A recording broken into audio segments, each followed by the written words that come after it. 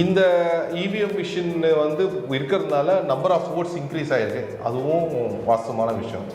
ஒரே ஒரு ஓட்டு வித்தியாசத்தில் ஜெயிச்சவங்க இருக்காங்க, தோத்தவங்க இருக்காங்க. அதான் சார், கண்டிப்பாக ரீஎலெக்ஷன் மட்டும் கிடையாது, அந்த மிஷினே தூக்கிடணும். அந்த இடத்துல உள்ள அந்த வார்டுக்கே எலெக்ஷன் மட்டும் வச்சு அந்த ஆஃபீஸராக மாற்றிடணும். அந்த எலெக்ஷன் நடத்தாங்கல்ல, அந்த ஆஃபீஸரை கூட மாற்றிடணும். மாற்றிட்டு எலெக்ஷன் இதெல்லாம் நடக்குமா? ஏன்னா பல தொகுதிகள் அது மாதிரி ஆச்சு. ஒன்று, நீங்கள் வந்து வழக்கு தொடுத்தவங்க அதற்கான ஆதாரத்தை காமிக்க முடியல.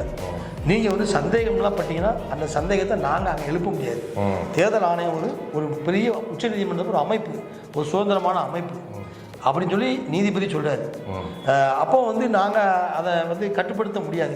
சில இடத்துல வந்து ஒரு காணொலியில் பார்த்தேன், வட இந்தியாவில் தேர்தல் அங்கே ஆணையர் இருப்பார் இல்லைங்களா, அதாவது தேர்தல் அதிகாரி, அவர் என்ன பண்ணுறாரு, அவங்கள கூப்பிட்டு போயிட்டு கையை வச்சு அழுத்தி விடுறாரு. ஒருத்தருக்கு இல்லை, அங்கே ஓட்டு போகிறவங்க எல்லாருக்கும் அதை பண்ணுறாரு. தேர்தல் ஆணையம் வந்து இப்போ எல்லாரும் என்ன சொல்கிறாங்கன்னா பாஜகவுடைய கிளையாக செயல்படுதுன்றாங்க. அது ஒன்று இருந்துகிட்டு இருக்கு. பாஜகவுடைய ஒரு பிரிவா, அதாவது தேர்தல் ஆணையம்ன்றது இப்போ நம்ம பாஜக பிரிவுகள் இருக்குல்ல, இலக்கிய பிரிவு, விளையாட்டு தேர்தல் பிரிவு, தேர்தல் பிரிவு, தேர்தல் ஆணைய பிரிவாக செயல்பட்டுக்கிட்டு இருக்குன்னு சொல்கிறாங்க. அப்போ அவரை இமீடியட்டாக அந்த புகைப்படம் பார்த்த பிற்பாடு, அந்த காணொலி வந்த பிற்பாடு இமீடியட்டாக அவரை பிடிச்சி கொண்டு ஜெயிலில் கொண்டு போடுறது தான் நல்லது கேட்டான். இல்லை, இந்த தேர்தல் அதிகாரம் அந்தந்த மாநில அதிகாரிங்க தானே, அவங்க தேர்தல் பணிக்காக மட்டும்தானே. கிடையவே கிடையாது. எந்த வகையில் இப்படி சொல்கிறாங்க? வந்து 1 லட்சம் ஓட்டை காணும்னு சொல்கிறார் அண்ணாமலை சொல்கிறாரு. எப்படி அவர் யார் மேலே குற்றம் சுமத்துறாரு? அண்ணாமலை வந்து குற்றம் சுமத்துறது மத்திய அரசு மேலே குற்றம் சுமத்துறாரு. அந்த தேர்தல் ஆணையம் தான் பதில் சொல்லணுமா? அந்த 1 லட்சம் ஓட்டு காணா போனதுக்கு, 1 லட்சம் ஓட்டு காணா போனது இங்கே உள்ள ஆட்கள் சரி பண்ண முடியாது. அது வந்து அங்கே தான் அவர் போய் கேட்கணும். இங்கே அலெக்சாண்டர் ஆட்சி பண்ணார், கவர்னர் அலெக்சாண்டர். அப்போது ட்ரிபிள்ஸ் போகக்கூடாது சைக்கிளில். நான் ட்ரிபிள்ஸை போய் மாட்டிக்கிட்டேன். என்னதுமா பண்ணாங்க போலீஸ்காரங்க? என்ன பண்ணிப்பான்னு நினைக்கிறீங்க? இம்மிடியேட்டாக காற்ற பிடிங்கிட்டாங்க.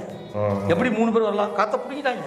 நான் அப்பவும் பிரஸ்லாம் இருக்கேன் சார். 3 பேராக போனோம் சார், இந்த கஜ்ஜல் ரோட்டில் காற்ற பிடிங்கிட்டாங்க. அலெக்சாண்டருடைய ஆட்சி, நீங்கள் எதுவும் பேச முடியாது. அந்த காலத்தில் வந்து நம்ம ஓட்டு எண்ணிக்கைன்றது வந்து பெரும் வேலை, பெரும் நம்பி இருக்கு. அதில் வந்து நிறைய பொட்டியை பாதுகாக்கணும். கள்ள ஓட்டு போடுவாங்க, பொட்டியை மாற்றிடுவாங்க, பொட்டி எடுத்து ஓடிடுவாங்க. நாங்கள் அரசியல், சாதி, மதம், நிறம் இன்றி நடுநிலையாக இயங்குகிறோம். த நியூஸ் டுடே இந்தியா சேனலுக்கு விளம்பரம் மூலம் ஆதரவு தர நினைத்தால் இப்போது தொடர்பு கொள்ளுங்கள். நன்றி.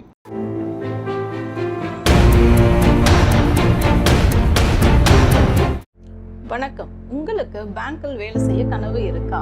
உங்களோட கிராஜுவேஷன் 50% மேல இருக்கா? உங்களுடைய வயசு 26க்கு மிகாமல் இருக்கா? உங்களோட கனவை நினைவாக்க ஐபிபி சென்னையில ஜாயின் பண்ணுங்க. பிரைவேட் பேங்க்ஸ்ல வேலையில சேருங்க. மேலும் விவரங்களுக்கு கீழே உள்ள இணையதளத்தை அணுகவும். த நியூஸ் டுடே இந்தியா நேயர்களுக்கு வணக்கம். இன்றைய சிறப்பு விருந்தினர் திரு எம்ஜிஆர் அவர்கள், மூத்த பத்திரிகையாளர் எம்ஜிஆர். வணக்கம் சார். சார், இந்த இவிஎம் மிஷினில் வந்து இந்த ஒரு நல்ல தீர்ப்பு ஒன்று கொடுத்துருந்தாங்க. இந்த தீர்ப்பை நம்ம வந்து கமெண்ட் பண்ணுறதுக்கு எதுவுமே இல்லை. அதாவது என்ன சொல்லியிருந்தாங்கன்னா, இந்த மிஷின் வந்து குறைபாடாக இருக்கிறதுக்கான ஆதாரங்கள் சரியாக காமிக்க முடியல. கரெக்டான பாயிண்ட்டு. இந்த இவிஎம் மிஷின் வந்து இருக்கிறதுனால நம்பர் ஆஃப் ஓட்ஸ் இன்க்ரீஸ் ஆகிருக்கு. அதுவும் வாஸ்தவமான விஷயம். ஆனால் ஒரே ஒரு டவுட்டு, இப்போ வட மாநிலத்தில் வந்து ஒரு பூத்தில் இல்லை 4-5 பூத்தில் எத்தனை ஓட்டு இருக்கோ அதோட அதிகமான ஓட்டு விழுந்திருக்கு இவிஎம் மிஷினில். எப்படி அது அப்படி வந்து அப்போ அது கோளாறு இருக்கிறது அந்த மிஷினில் பர்டிகுலர் மிஷினில் வந்து கண்டிப்பாக கோளாறு இருந்திருக்கணும். அது ரீபிரிண்ட் ஆகிருக்கலாம். ஒரே ஒரு ஓட்டு வித்தியாசத்தில் ஜெயிச்சவங்க இருக்காங்க, தோத்தவங்க இருக்காங்க. அதான் சார், இப்போ என்னென்னா உங்களுக்கு இந்தியா ஃபுல்லாக தேர்தல் நடத்துறதுனால கம்ப்ளீட்டாக ஏகப்பட்ட மிஷின் வச்சுருப்பாங்க. எல்லா மிஷினுமே சமயத்தில் ஒரு ரிப்பேருக்கு ஆளாகலாம். அந்த நேரத்தில் நீங்கள் சொன்ன மாதிரி ஒரு 36,000 பூத்துக்கு மேலே தமிழ்நாட்டில் இருக்கு. உங்களுக்கு நீங்கள் சொன்ன வாக்குச்சாவடியில் ரீபிரிண்ட் ஆகிருக்கலாம். அதாவது ஒரு பிரிண்ட் இப்போ 100 ஓட்டு தான் இருக்கும் உங்களுக்கு, அது 110 ஓட்டில் 10 பிரிண்ட் எக்ஸ்ட்ரா ஆகிருக்கு. அந்த 10 பிரிண்ட் வந்து கோளாறு டபுள் பிரிண்ட் ஆகிருக்கலாம். அப்போ அங்கே ரீஎலெக்ஷன் வைக்கணும் இல்லையா? ஆமாம், கண்டிப்பாக ரீஎலெக்ஷன் மட்டும் கிடையாது, அந்த மிஷினே தூக்கிடணும். அந்த இடத்துல உள்ள அந்த வார்டுக்கே எலெக்ஷன் மட்டும் வச்சு அந்த ஆஃபீஸராக மாற்றிடணும். அந்த எலெக்ஷன் நடத்துனாங்கல்ல, அந்த ஆஃபீஸரை கூட மாற்றிடணும். மாற்றி தான் எலெக்ஷன் எல்லாம் நடக்குமா? ஏன்னா பல தொகுதிகள் அது மாதிரி ஆச்சு. இல்லை, நான் என்னுடைய வேண்டுகோள் என்ன, இவிஎம் பொறுத்த வரைக்கும் இவிஎம்ல கோளாறு வந்துட்டா, கோளாறு தான் சொல்லிட்டு இருக்காங்க, வழக்கு போட்டிருக்காங்க. அந்த வழக்குக்கு தீர்ப்பளிக்கப்பட்டிருக்கு. அந்த தீர்ப்பு வந்து ஒரு 3-4 பாயிண்ட் சொல்லியிருக்காரு நீதிபதி. ஒரு சஞ்சய் பன்கரும் ஒரு சஞ்சய் கண்ணாவும் இன்னொருத்தர் 2 பேர் சொல்கிறாங்க. என்ன சொல்கிறாங்கன்னா, நல்ல தீர்ப்பு நல்லா இருக்குது அவங்க சொன்னது. ஒன்று, நீங்கள் வந்து வழக்கு தொடுத்தவங்க அதற்கான ஆதாரத்தை காமிக்க முடியல. நீங்கள் வந்து சந்தேகம்லாம் பட்டீங்கன்னா அந்த சந்தேகத்தை நாங்கள் அங்கே எழுப்ப முடியாது. தேர்தல் ஆணையம் ஒரு பெரிய உச்சநீதிமன்றம் ஒரு அமைப்பு, ஒரு சுதந்திரமான அமைப்பு அப்படின்னு சொல்லி நீதிபதி சொல்கிறார். அப்போ வந்து நாங்கள் அதை வந்து கட்டுப்படுத்த முடியாது, எங்களால் கட்டுப்படுத்த முடியாது தேர்தல் ஆணையத்தை. இன்னொன்று, நீங்கள் சொல்கிற கூற்றுப்படி பார்த்தா ஓட்டு போட யாரும் கேட்கக்கூடாது. ஆனால் இவிஎம் மிஷின் வந்த பிற்பாடு நிறைய பேர் ஓட்டு சதவீதம் அதிகரிச்சிருக்கு. எல்லா இடமும் ஓட்டு பரவலாக ஓட்டு போடுறாங்க வந்து. ஏன்னா நம்ம சிம்பிளாக இப்போ தட்டுறதுனால ஓட்டு வந்து நிறைய பேர் வராங்க ஓட்டு போடுறதுக்கு. அப்போ வெகுஜன மக்களுடைய விரோதமாக நாங்கள் முடிவெடுக்க முடியாது. அதனால் நீங்கள் வந்து இந்த விஷயத்துக்குலாம் நாங்கள் வந்து விவிபேடை வந்து எண்ணுறது, விவிபேடை வந்து ஃபுல்லாக எண்ண முடியாது. நீங்கள் எங்கே சந்தேகப்படுறீங்களோ அங்கே மட்டும் எண்ண முடியும். இப்போ நீங்கள் ஒன்று சொன்னீங்க, ஒரு இடத்துல 100 ஓட்டு 110 விழுந்துருக்கு, அங்கே எண்ணி ஆகணுங்க, அங்கே எண்ணணும். அப்போ வந்து எண்ண முடியாது. அப்படி என்றால் எல்லா விவிபேடு என்றால் அப்போ பேலட் பேப்பரை வச்சு போயிடலாமே. அதனால் அவங்க வந்து இந்த மாதிரி ஒரு தீர்ப்பு கொடுத்துருக்காங்க. இதில் வந்து உங்கள் மனு வந்து ஏற்றுக்கொள்ளத்தக்கதா இல்லைன்னு சொல்லி தள்ளுபடி பண்ணியிருக்காங்க. இருந்தாலும் இன்னும் திருப்தி இல்லைன்னு வைங்களேன். இவிஎம் மிஷின் மேலே திருப்தி இல்லை, நீதிபதி தீர்ப்பு இப்படி இருக்குது. ஆனால் இவிஎம் மிஷின் எங்கெங்கெல்லாம் வச்சு அது கோளாறாக இருக்கோ, திருப்தி இல்லைன்னு கருதப்படுதோ, அங்கே இவிஎம் மிஷினை மட்டும் மாற்றக்கூடாது, அங்கே வேலை பார்க்குற ஆள்லாம் மாற்றிடணும். வேலை பார்க்குற ஆள்லாம் மாற்றி ரீஎலெக்ஷன் வைக்கணும். அடுத்த நாளோ அதுக்கு அடுத்த 2 நாள் கழிச்சோ திருப்பி அங்கே எலெக்ஷன் வச்சு அந்த பெட்டி எடுத்துகிட்டு போகணும் அங்கே. இப்போ இதுதான் சிறந்த முறை. இல்லாட்டா மக்கள் வந்து திருப்பி இவிஎம் மிஷின் சரியில்லை, இவிஎம் மிஷினை மாற்றணும்னு சொல்லுவாங்க. ஏன்னா ஒரு இடத்துல தப்பாகிறது எல்லா இடம் தப்பாகலான்னு நினைப்பாங்கல்ல. அது தப்பு எங்கெங்க ஆகுதோ தப்பை கரெக்ஷன் பண்ணுறதுக்கு இவிஎம் மிஷினை மட்டும் இல்லாமல் அதை பயன்படுத்துகிற ஆட்களையும் மாற்றிடுறது கேட்டால் அதனால ஒரு சரி. இது நான் ஒத்துக்கிறேன், இது வாசமான விஷயம். சில இடத்துல வந்து ஒரு காணொலியில் பார்த்தேன், வட இந்தியாவில் தேர்தல் அங்க ஆணையர் இருப்பார் இல்லைங்களா, அதாவது தேர்தல் அதிகாரி, அவர் என்ன பண்றாரு, அவங்கள கூட்டு போயிட்டு கையை வச்சு அழுத்தி விடுறாரு. ஒருத்தருக்கு இல்ல, அங்க ஓட்டு போறவங்க எல்லாருக்கும் அதை பண்றாரு. அது தப்பு. இது வந்து இப்போ ஒரு மிஷின் ஒர்க் ஆகலையா, மிகப்பெரிய தவறு. அதாவது ஓட்டு இது கண்டுபிடிக்கப்பட்டா இம்மிடியேட்டா இல்ல, இதுக்கு தெளிவா இருக்கு. அந்த தேர்தல் அதிகாரிய தேர்தல் ஆணையம் உரிய தேர்தல் ஆணையம் என்ன பண்ணுது? இல்ல, தேர்தல் ஆணையம் வந்து இப்போ எல்லாரும் என்ன சொல்றாங்கன்னா பாஜகவுடைய கிளையா செயல்படுதுன்றாங்க. அது ஒன்று இருந்துகிட்டு இருக்கு. பாஜகவுடைய ஒரு பிரிவா, அதாவது தேர்தல் ஆணையம்ன்றது இப்போ நம்ம பாஜக பிரிவுகள் இருக்குல்ல, இலக்கிய பிரிவு, விளையாட்டு தேர்தல் பிரிவு, தேர்தல் பிரிவு, தேர்தல் ஆணைய பிரிவாக செயல்பட்டுக்கிட்டு இருக்குன்னு சொல்றாங்க. அதனால அதை அவங்க சரி பண்றதுக்கு ஒரே வழி என்னன்னா, யார் எந்த அதிகாரி தவறு பண்ணாரோ அவரை இது வந்து தண்டிக்கணும். தேர்தல் அதிகாரிகளுக்கே ஒரு மைண்ட் செட் இருக்கணும். இப்போ சார் தேர்தல் நம்ம ஓட்டு போட போகிறோம் சார், வயசான ஆளுங்களுக்கு இருப்பாங்க, கண் தெரியாமல் இருப்பாங்க, சில பேருக்கு காது கேட்காது, இவங்களுக்கு சில பேருக்கு விளங்காது, சொன்ன தெரியாது. போங்க நான் புரிஞ்சு அவருக்கு ஏதோ அது தெரியும், ஒரு மாதிரி தடுமாடிட்டு இருப்பார். அந்த மாதிரி ஆட்களுக்கு இவங்க கூட போய் ஓட்டு போட சொல்லித்தரலாம். ஆனால் இவங்களே அமுக்கலாம் இல்லை, அது நான் பார்த்துருக்கேன். அது என்ன சொல்லுவாங்கன்னா, இதெல்லாம் இருக்கு, இது அழுத்தினா இந்த ஓட்டு விழுன்னு சொல்லிட்டு வந்துருவாங்க. ஆனால் நான் பார்த்தது என்னன்னா, அந்த கையை எடுத்து அப்படி அதெல்லாம் அவரை இமீடியட்டாக அந்த புகைப்படம் பார்த்த பிற்பாடு, அந்த காணொலி வந்த பிற்பாடு இமீடியட்டாக அவரை பிடிச்சி கொண்டு ஜெயிலில் கொண்டு போடுறது தான் நல்லது. என்ன கேட்டால் ஃபர்ஸ்ட்ல அவரை ஜெயிலில் போட்டுட்டு அதுக்கப்புறமா அந்த இடத்துக்கு எலெக்ஷன் வைக்கணும். என்ன கேட்டால் அந்த அதிகாரிலாம் ஜெயிலுக்கு போக வேண்டிய ஆளு. இன்னொன்று இருக்குது, இந்த தேர்தல், நான் என்ன சொல்கிறேன், தேர்தல் ஆணையம் இந்த 1 மாதம் 2 மாதம் செயல்படுது. இந்த 2 மாதம் ஏன் அப்படி சிறப்பாக செயல்படலாம்ல?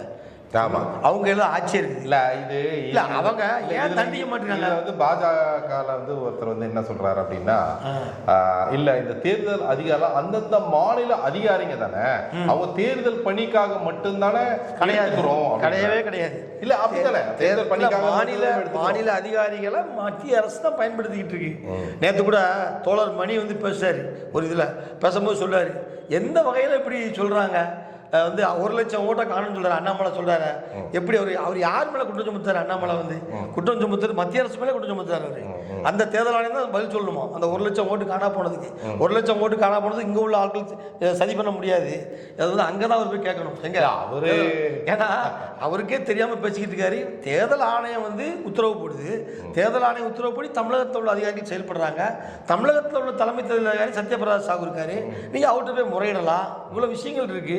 அவங்க சத்யபிரதா சாகு வந்து கனெக்ட் வித் தேர்தல் ஆணையம். இங்க கிடையாது, இங்க ஸ்டாலின் கிடையாது. ஏன்னா ஸ்டாலின் வந்து ஒரு கட்டுப்பாட்டை வைக்க முடியாது, முதலமைச்சர் கட்டுப்பாட்டில் அவர் கிடையாது. சத்யபிரதா சாகு கட்டுப்பாடு தேர்தல் ஆணையம். எங்க எலெக்ஷன் கமிஷன் ஆஃப் இந்தியா அங்கே இருக்கார். அப்படி இருக்கும்போது எப்படி நீங்கள் வந்து மாநில அரசு ஓட்டை மாற்றிருச்சு அப்படின்னு சொல்ல முடியும்னு சொல்லி கேள்வி எழுப்புறாங்கல்ல.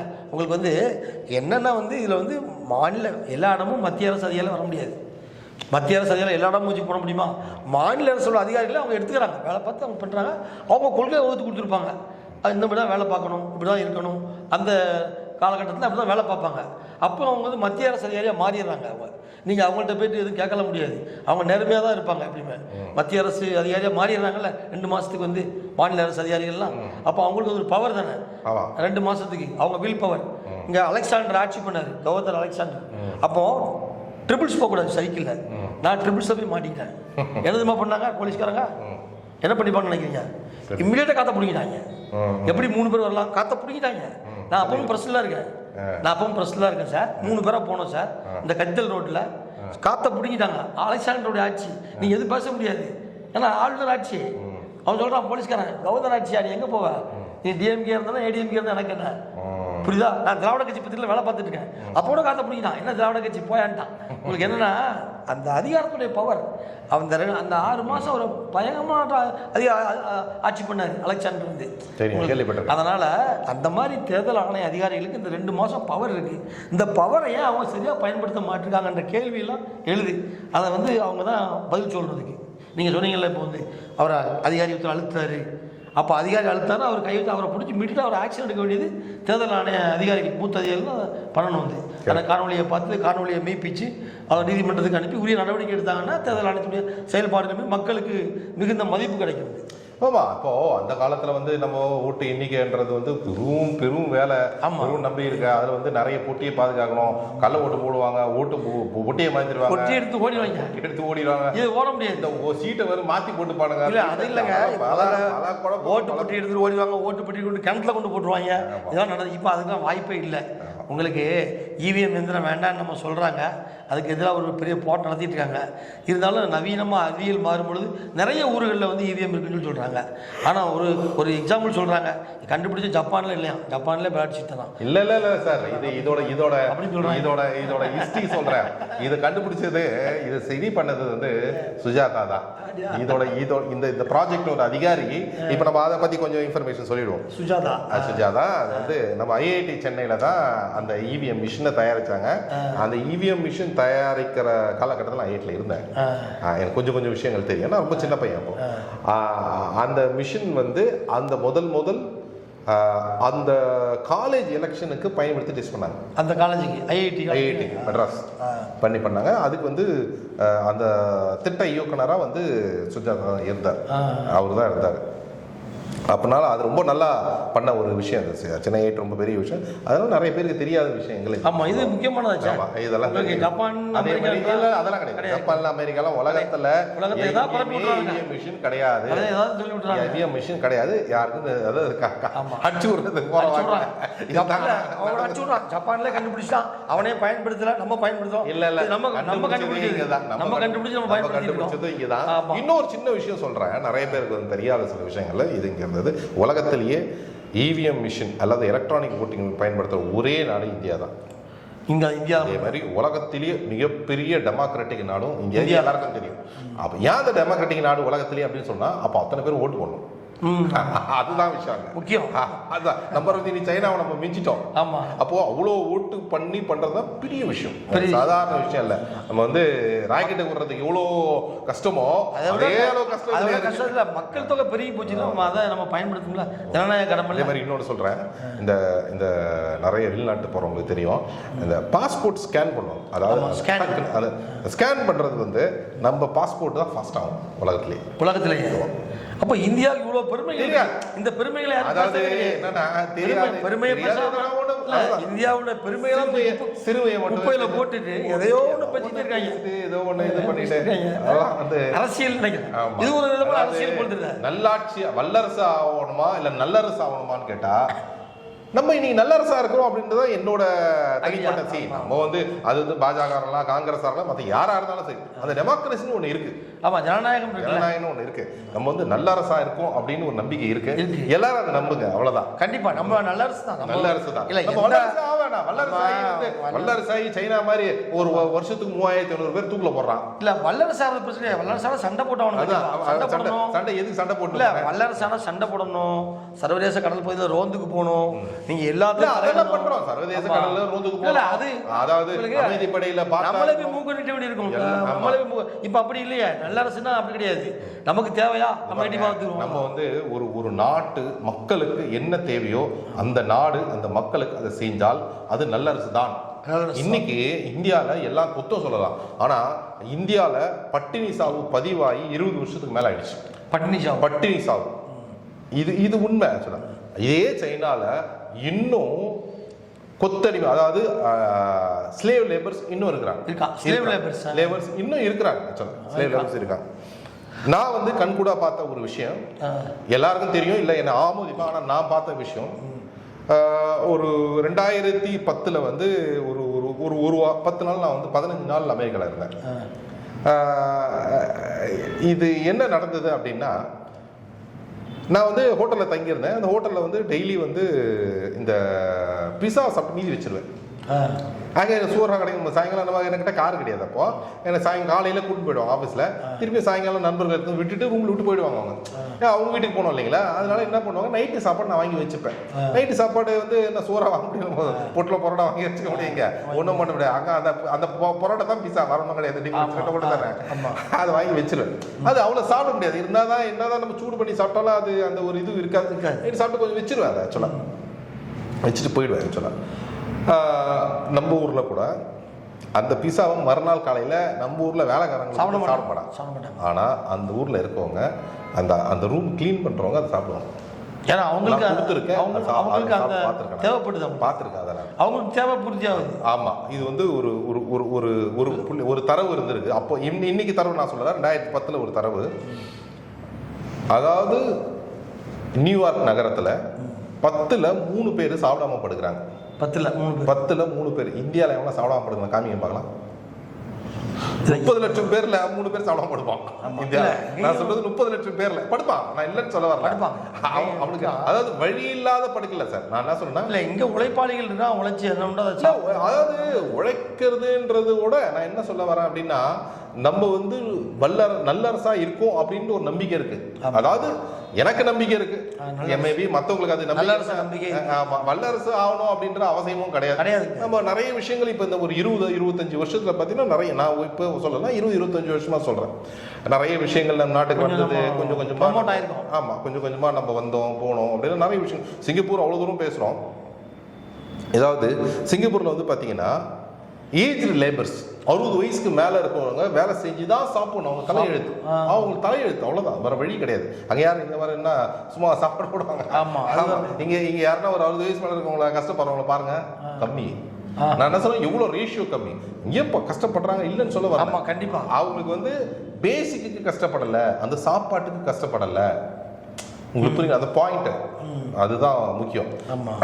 இந்த சிங்கப்பூரை பத்தி இன்னும் ஒரு பாயிண்ட், நிறைய விஷயங்கள் பேசலாம். பட் இந்த இன்னொரு பதிவுல நம்ம நிறைய இன்ஃபர்மேஷன் சொல்லுவோம். கண்டிப்பா, அதனால தகவல்கள் எல்லாமே மக்களுக்கு நிறைய தகவல்கள் தெரிஞ்சிருக்கு. ஆமா, மக்கள் வந்து ஒரே ஒரு விஷயம் எனக்கு என்னன்னா, உலகத்தின் மிகப்பெரிய ஜனநாயகம் நம்ம இந்த ஜனநாயக நாட்டில் வந்து இந்த இவிஎம் மிஷின் இருக்கிறது பெரிய விஷயம். இதுல அங்கங்க 1-2 தவறுகள் நடக்குது. எனக்கு என்ன கோரிக்கைன்னா, எனக்கு வந்து இவிஎம் மிஷின் வச்சா கூட இந்த 100 விழுக்காடு வாக்குப்பதிவு இல்லாதது மிகப்பெரிய குறை. ஆமாம், அது 100 விழுக்காடு வாக்குப்பதிவு என்னைக்கு பூர்த்தி ஆகுதோ அப்போதான் உண்மையான ஜனநாயகம் நிலைநிறுத்த. கரெக்டாக சொன்னீங்க. இந்த உண்மையான ஜனநாயகத்தை நம்ம நிலைநிறுத்துறதுக்கு அதற்கான முயற்சிகளில் ஈடுபடுறதுக்கு அரசியல் கட்சிகளும் செயல்படணும், பொதுமக்களும் செயல்படணும், தேர்தல் ஆணையமும் செயல்படணும், பிரதமர், எதிர்கட்சி தலைவர் எல்லாருமே செயல்படணும். அப்போதான் 100 விழுக்காடு வர முடியும். நம்ம வந்து உலகத்துக்கு காமிக்க முடியும். எனக்கு கேட்டால் உலகத்திலேயே நம்ம முதல் நாட்டில் பெருமை எடுத்துடலாம். நாங்கள் 100 விழுக்காடு ஓட்டு போட்டாச்சியா, நாங்கள் தான் ஃபர்ஸ்ட் நம்பர் 1 அப்படின்னு சொல்லி போட்டு யாரும் நம்மளை விரல் நீட்ட மாட்டான். அதுக்கான ஐடியாக்களை வந்து இவங்க சீக்கிரமாக கண்டுபிடிச்சா நல்லா இருக்கும். எலெக்ஷன் கமிஷன் மேலே திருப்பியும் புகார் தான், இதை கொஞ்சம் சரிப்படுத்துங்க. நன்றி, வணக்கம். வணக்கம் சார்.